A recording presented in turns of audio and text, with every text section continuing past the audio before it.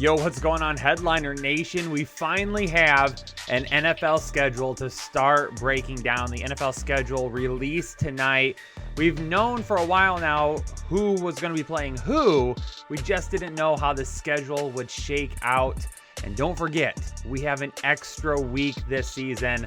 The year going all the way through week 18 now. Is that going to make a difference? What are we going to see from that? How does it affect the schedule?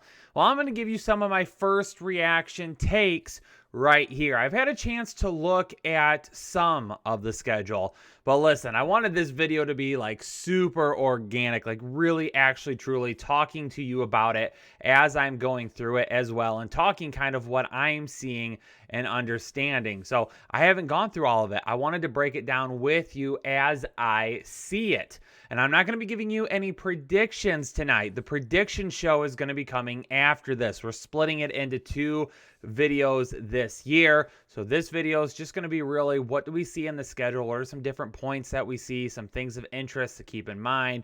And then also we'll be breaking down the actual schedule in terms of predictions here in the next day or two. So make sure if you're new here to the Fantasy Headliners, you hit that subscribe button, become a part of Headliner Nation today, and stick around to catch that prediction video. And also hit that like button. Hit that like button on this video for the NFL season, baby. Don't even hit the like button for me or the content. Hit the like button because the NFL season is just around the corner and we've got a schedule to take a look at it. So here we go. Let's jump into it. We're going to take a look at the NFC first, starting out in the NFC West. Woo! Woo! NFC West is going to be a darn good one this year, ladies and gentlemen. Let me tell you, I'm excited to watch these teams play every single week. Starting up with the Seattle Seahawks. They get their bye there in week 9. We've got LA getting their bye in week 11. The Arizona Cardinals with their bye in week 12. And the San Francisco 49ers with their bye in week 6. The 49ers, pretty decent start to the season. They're going to be on the road for 2 games, but they're only on the road against Detroit and Philadelphia. I do expect them to be a little bit better this year, more than likely, but I don't think we're seeing a leaps and bound better team. So even though they're on the road the first 2 games of the season, going up against Detroit and Philadelphia, pretty decent draw there. This bye in week 6 for San Francisco, though, that's super early. Holy cow, because you're going to have to play week 7 all the way through week 18, and this is a team over the last couple of years that hasn't necessarily stayed healthy. Not a big fan of that. When you get down the stretch here, it is nice to see that you're going to have a game against the Cincinnati Bengals in week 14 and a game against the Houston Texans in week 17. So right when we get into that stretch run, trying to make a run at the playoffs, you got a couple of games there. You should get wins against the Atlanta game. I also would expect them to get a win there. Tennessee might be a little bit of an easier matchup this year than what we've seen the last couple of years. And then LA there for the final game of the season. For the Arizona Cardinals, I really like this team this season. I like what they've done with their defense. And the start of the season, might be a little bit more difficult for them. But in their first 6 games, 4 of them are going to be on the road. So they're going to be on the road quite a bit to kick off the season. I don't think that's going to hurt them too much, however. But, when you see something like that to begin the season, especially if you get off to any kind of a slow start, playing on the road that much could end up being an issue for them. The Rams, taking a look there, really very balanced schedule. The beginning of the year, probably going to be a little bit tougher through week 5. I mean, the Bears should be better this year. The Colts, the Tampa Bay Buccaneers, Arizona, and the Seattle Seahawks. Before you get the Giants, who also should be better this year. And then you get the Detroit Lions and the Houston Texans back-to-back. So good news for the NFC West. They all get to play the Lions once, right? And the Seattle Seahawks is going to be potentially much different team this year. 3 of their first 4 games and 4 of their first 6 games are going to be on the road. That's going to be a tough matchup to get going to begin the year, especially when you got games against the Colts, against the Titans, against the 49ers, against the Rams, against the Steelers. All those games going on the road there are going to be tough to start the season off. So they're going to have to make sure that they're playing ball well right out of the gate. Let's head over to the NFC South and take a look at them. The defending Super Bowl champions here in the NFC South. What do we got for Tampa Bay there? Well, looking at Tampa Bay, looking at these bye weeks again, the Saints a bye week and week 6. I hate that. I hate that the bye is that early for some of these teams. I mean, having to play 11 straight weeks is a lot of games to go there. With adding an 18th week this year, they really should have added another bye week. One thing to take a look at as well, the Falcons right now are pegged to have one of the easiest schedules in the league. Right now, the combined average of teams, or the combined record of teams last year, their winning percentage was only .454. The Tampa Bay Buccaneers right now, their winning percentage from teams last year was .465. The Panthers from last year, .472. So out of those teams there, when you take a look at some of the easiest schedules, 3 of the teams here in the division, based off records from last season, have top 10 easiest schedules in the league. That's not good for the Saints. The Saints, they've got 3 of their first 5 games on the road, and then they have a bye, and then they've got to play for 11 straight weeks. I don't love that schedule for the Saints.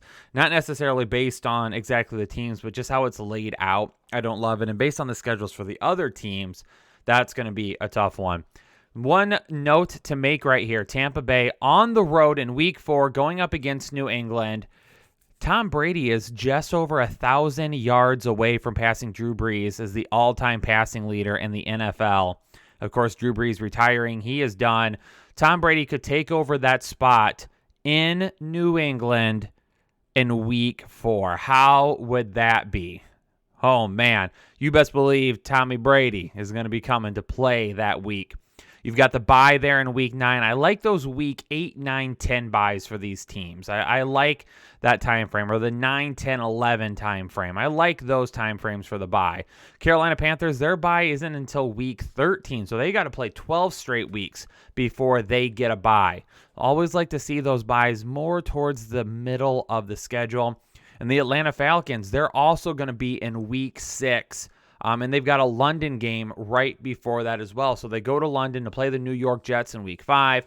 And then week 6, they get the bye. So that will be nice, at least, that they have that bye there after that to kind of recoup and get back together. But, man, to go to London, then to have a bye in week 6, and then to have to come back and play for 11 straight weeks, that's going to be tough for them. Tampa Bay, looking at this schedule, Tampa Bay was such an easy schedule. Based on winning percentages from last year, really could end up having their run of the NFC South this season.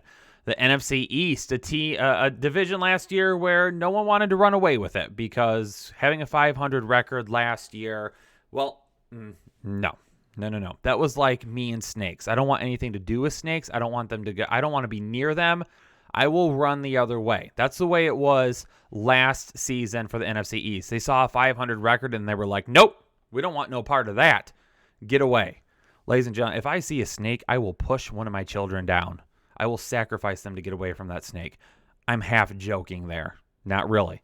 But Washington, taking a look at what they've got this year, Washington seems to be in a really good position, again, with the team that they've put together to make another run at the playoffs. That balanced schedule with the bye coming in week 9, the Giants having a bye in week 10, Dallas with their bye in week 7. Again, not loving that. And the Eagles with the bye in week 14. That's pretty far out. Not loving those. Again, would like to see it a little bit more balanced. All these schedules really right in the middle, except for the Eagles and the Cowboys. That's right. The Eagles and the Cowboys, based on winning percentages from last year, have the easiest schedules this season. The Eagles are facing a win percentage of .430 from teams last year, and the Cowboys are facing a winning percentage of .452 from last season. And actually, oh, you know who's in there? The Giants crept in there as well. I actually didn't even see them at the end.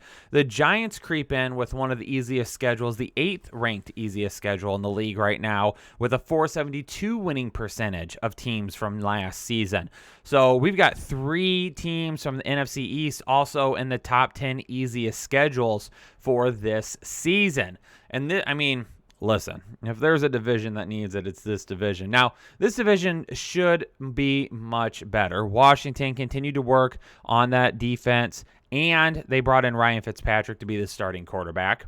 They made a signing of Curtis Samuel. The New York Giants brought in Kenny Galladay, and they worked on that defense a little bit as well. The Dallas Cowboys, they get Dak Prescott back, but they're going to give up a whole lot of points. And the Philadelphia Eagles, what is Jalen Hurts going to do?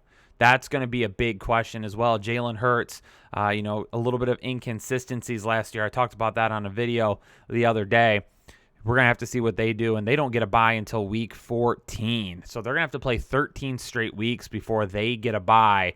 And if they're having any type of struggles, they're going to have some time before they're going to get a chance to sit back. But not only that, the Eagles, they're going to have 13 straight weeks of game. 13 straight weeks of game. 13 straight weeks of games. There we go. Got it out. They're going to have a bye in the week 14, but then they're going to have 2 of their last 4 games against Washington. Again, that defense is going to be very, very good. They've got New York in there as well, and then they've got Dallas, the final game of the season. The star there for Dallas, obviously not centered. My bad. But that's not the best schedule in the world to try and finish up with. Okay, you got to play for 13 straight weeks, go into the bye, but then you got a tough schedule to end the season for Philadelphia. Let's head over to the NFC North. Really, the only thing I have to say about the NFC North is that if the Lions win 1 game this year, they should be happy about that. This is one hell of a schedule. In fact, the Lions right now, based on winning percentages from last year, have the 6th hardest schedule in the league. But not only that, the NFC North has hard schedules all around. The Bears face a winning percentage of .550 from last year. The Packers face a winning percentage of .552 or .542, and the Vikings at .531. So the Bears at 3, Packers at 4, Vikings at 5, and the Lions tied for 6 with the hardest schedules in the league. Now, why is that? Well, they have to face the NFC South, and they have to face the AFC North. Those are going to be some really tough games. If you look at Detroit there, a loss in week 1 against San Francisco, a loss to Green Bay, a loss to Baltimore, a loss to Chicago. Maybe they get a win against Minnesota, but it's on the road. Maybe they get a win against Bengals, and then you've got the Matthew Stafford reunited game with the Detroit Lions in week 7, the Eagles in week 8. Honestly, I don't see a whole lot of winnable games on this schedule for the Lions, and I'll talk about that more in the prediction episode, but I see maybe a split with the Vikings this year.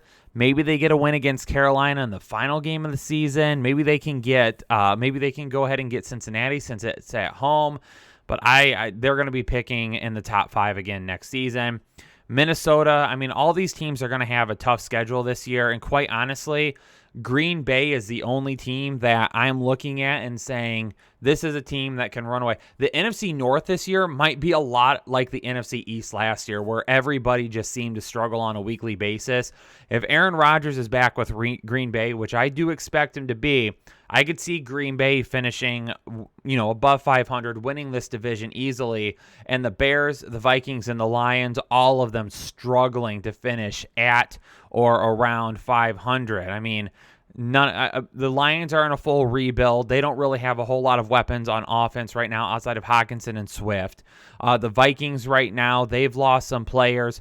Pretty good on offense still, but how's that defense going to come back? The Chicago Bears, they're going to be relying on Andy Dalton. When does Justin Fields end up hitting the field?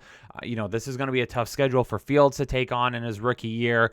I just could see Green Bay absolutely running away with this division easily.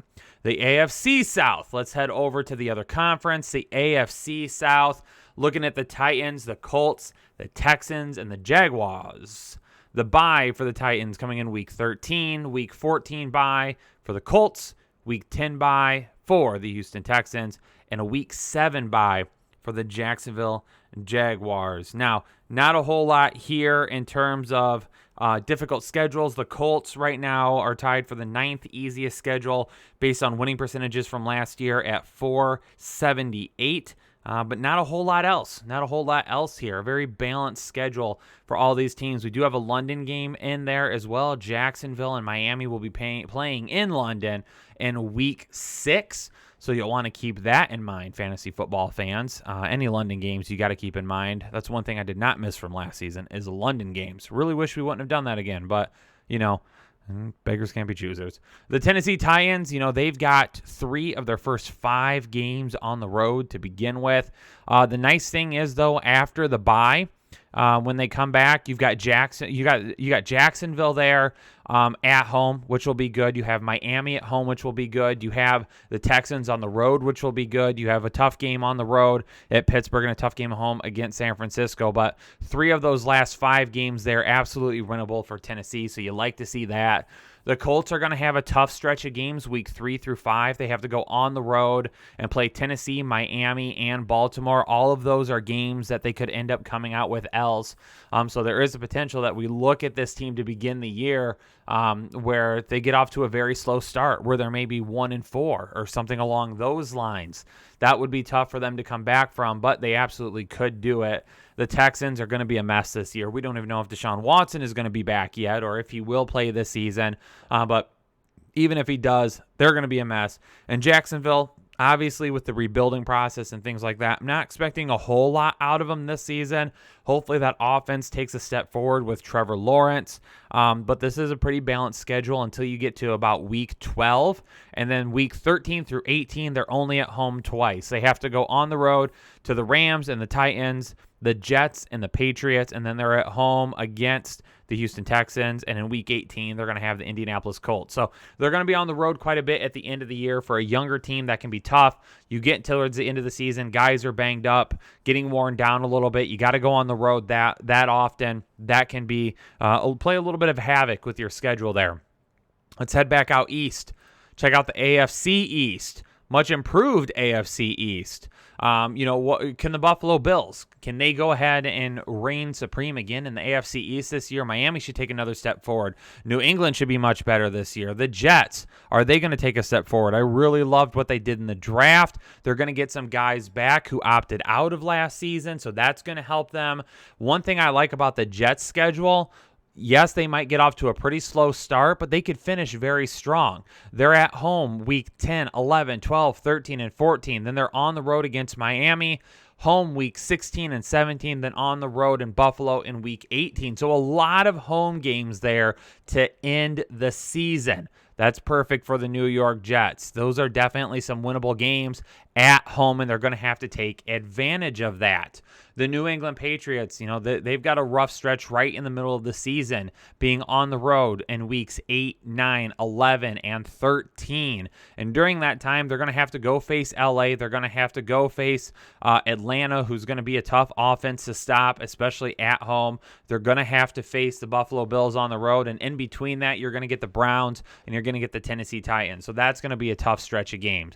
The Miami Dolphins on the road quite a bit to start the season. On the road, weeks 1, 3, 5, and 6, and then again in week 8 before starting to get some more home games there. And they don't have a bye all the way until week 14. Again, not fans of that. Really wish they would have balanced out those bye weeks a little bit more, but it happens. It happens. There's nothing we can do about it. Would have really liked to see 2 bye weeks added to the schedule, but it wasn't. Looking at these schedules here, the Bills should end up winning this division again. Nothing against the other teams. The Dolphins do have the 5th, or are tied for the 5th easiest schedule based on winning percentage last year at .471, and the Bills are tied for 9th easiest from last year with a .478 winning percentage. So the AFC East got a couple of easy schedules thrown in there, but we'll see just how much improvements we see from Miami, New England, and the New York Jets. The AFC North, possibly the toughest division in all of football. 3 teams making the playoffs out of this division last year, and they are going to have some of the hardest schedules in the league this season. Based on hardest schedules to face, the Steelers, the Ravens, the Bengals, and the Browns are all in the top 10 hardest schedules this season based on winning percentage of their opponents last year. The Steelers at number 1 with a .574, the Ravens at number 2 with a .563, the Bengals tied for 6 with a .529, and the Browns tied for 9th with a .518. So Joe Burrow, is he going to be back and is he going to be healthy? They're going to be on the road quite a bit through week 8. They're on the road in weeks 2, 3, 6, 7, and 8 to get the season started. They do get Minnesota at home first game of the season. They get the Jacksonville Jaguars at home week 4. Tough matchup there with Green Bay. A winnable game there on the road in Detroit, and then they got to try and win at Baltimore and win at New York. I don't see them coming out of the cellar yet again this year. I think they're still another year or two away. They're headed in the right direction. But Cleveland, obviously, that defense is just going to be nasty this year. It's going to be absolutely nasty.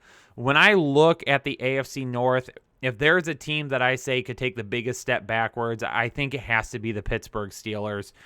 They've lost a little bit on the offensive line. The defense, they are getting Devin Bush Jr. back, which will be really, really good for them. But are they losing a step on the defensive side of the ball? Is Ben Roethlisberger's arm going to hold on long enough? That's what we're seeing with the Pittsburgh Steelers. And, they can get, what they could lose on the road week 1 in Buffalo. And then you've got winnable games in weeks 2 and 3, which is good. Week 4 on the road against Green Bay is going to be really tough. You're going to have a winnable game week 5, a winnable game week 6. And then kind of after that is when things start to get a lot more rough. In week 8, you've got the Browns. In week 9, you've got the Chicago Bears. Week 10 is going to be the Lions. But then you've got Chargers, Bengals, which could be a win, Baltimore, Vikings, Tennessee, Chiefs, Browns, Baltimore. So if they get to week 15 and they find themselves like 1 or 2 games out, they could be in a really tough spot. They really have to take advantage of some of these games earlier in the season, and they absolutely have to win those games. And hopefully the Browns don't have a bye until week 13. So hopefully they come out of the gate firing. They get that rematch with the Kansas City Chiefs on the road week 1. But then, 3 winnable games right in a row against the Texans, against the Bears, against the Vikings. Couple of tough matchups there, and then they get the Broncos. So their beginning of the season schedule is a little bit easier for them. Again, it's that week 16 and 17 on the road against Green Bay and the Steelers. That's where things could be really tough for them. If they don't find themselves in the hunt at that point, they could be trying to play from behind at the wrong time. And the AFC West, to wrap it up, the AFC West, obviously the Super Bowl runner-up last season, Patrick Mahomes, and leading the Kansas City Chiefs there in the AFC West. The Raiders could be in for some trouble this year. The Raiders definitely could be in for some trouble. That offensive line is basically just gone. It just dissipated into thin air, just out of here. But they have the 8th hardest schedule based on winning percentage from last year at .526. They are the only team in the AFC West in the top 10 of hardest schedules from last season. The Broncos actually fall into the easiest schedules from last season. They are top 5 with a winning percentage last season of .471. So a couple of teams right there in the middle, then one team with the hardest and one team top 5 easiest. Definitely think Denver can take that step forward, but it's going to be all about the quarterback. Are they going to get a step forward from Drew Lock, or is Teddy Bridgewater going to end up being that guy? They're going to have that in the schedule with this schedule this season. The Chargers are definitely in a much, much better place this year after some fixes to the offensive line. Doing very well in free agency, doing well in the draft. Year 2 of Herbert. The Raiders, again, they're going to be in a tough situation with their offensive line. Is their defense finally going to be able to stop some people? And then Kansas City Chiefs, they're going to come out and win. More than likely, looking at the schedules here, KC should finish at number 1. The Los Angeles Chargers will probably give them a run for their money. It might end up being a point where it comes down to, that week 17 matchup, that week 17 matchup, or that week 15 matchup against the Kansas City Chiefs, where we look at this and say, either the Chargers can put a dent in here and make a run, or they're going to be out of it. So a lot could come down there to week 15 at home against the Kansas City Chiefs. But then after that, after that, if LA's in the hunt, let's say they can get a win, because look at this, okay? So they've got week 12 on the road against Denver. They could get a win there, get a win on the road against the Bengals, get a win possibly at home against the Giants. Then you've got that tough matchup against Kansas City, but then you've got the Houston Texans on the road. You've got the Denver Broncos at home, and you've got the Las Vegas. I almost said Oakland. Wow, I didn't mess that up at all last year. Now we're 2 years removed, and I about messed it up. The Las Vegas Raiders, they're at number 18 in week 18 there. You know, you get a win there. If the Chargers can find themselves in the hunt at the end of the season, they absolutely have a shot, and that's what sticks out to me about that schedule right there, is that they definitely have some matchups that can be won at the end of the season. Ladies and gentlemen, there you have it, breaking down the schedule for the 2021 NFL season. Don't forget, we are going to drop our prediction show in the next day or two and talk about the records and predicting some records for all of these teams. So do me a favor, if you're new here, hit that subscribe button, become a part of Headliner Nation today. Leave me a comment down below. Let me know who your favorite team is, what you think their record is going to be, or do you like their schedule? Do you not like their schedule? Give me your thoughts on the schedule. And as always, hit that like button for us here at the Fantasy Headliners on the video. Ladies and gentlemen, I'm going to get out of here. Stay safe, stay healthy, and I'm going to catch you all in the next episode of the Fantasy Headliners.